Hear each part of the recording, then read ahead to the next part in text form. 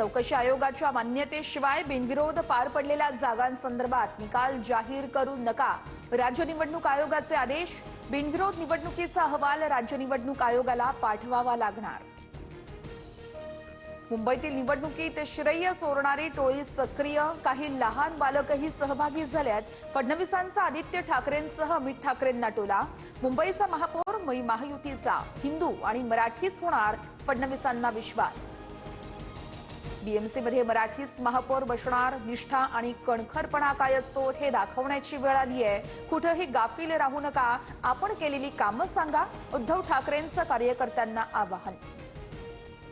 इतकी वर्ष मुंबईला भ्रष्टाचाराची मगरमिठी, बकासुराच्या तावडीतून मुंबईला सोडवायचंय.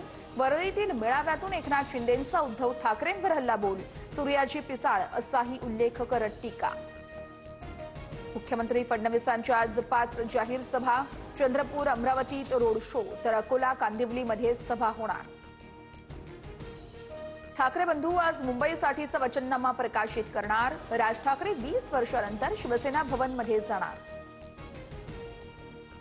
ठाकरे सेनेकडून पक्षादेश न जुमानणाऱ्या पदाधिकाऱ्यांवर कारवाई. मुंबईमध्ये अपक्ष लढणाऱ्या पदाधिकाऱ्यांची शिवसेनेतून हकालपट्टी. अनिल परब यांचे विश्वासू, शेखर वांगणकर यांचाही समावेश. भाजप विश्वासाला पात्र नाहीये, त्यांनी आम्हाला गाफील ठेवलं, शिवसेनेला फसवणार हे पहिल्याच दिवशी सांगितलं होतं, रवींद्र धंगेकरांचा हल्लाबोल. जिल्हा परिषद निवडणुकीच्या पार्श्वभूमीवरती नारायण वाणेंचं सिंधुदुर्गमध्ये जोरदार शक्ती प्रदर्शन. मुंबई गोवा महामार्गावरती नारायण वाणेंच्या समर्थकांची बॅनरबाजी. वसई विरार महापालिकेत प्रचारावेळेस भाजप उमेदवारांचा पैसे वाटपासाठी ओवाळणी फंड. तर यावेळेस ओवाळणीचा फंडा नालासोपारा प्रभाग क्रमांक 15 चे उमेदवार चंद्रकांत गोरेवले यांच्यासह आणखी एका उमेदवाराकडून महिलेला ओवाळणी म्हणून पैसे, आचारसंहितेचं उल्लंघन केल्याचा विरोधकांचा आरोप. अजित पवार पुण्यात प्रचाराचा शुभारंभ करणार. आज रात्री 8 वाजता अजित पवारांची बाणेरमध्ये सभा. मराठमोळ्या दशावतारची ऑस्कर झेप. हजारो आंतरराष्ट्रीय चित्रपटांमध्ये दशावतार एकमेव मराठी सिनेमा. ऑस्करच्या स्क्रीनिंग रूममध्ये दशावतार दाखवला जाणार. मुंबईतील AQI 244 वर. वांद्रे बोरिवली कुर्ल्यामध्ये सर्वाधिक प्रदूषण.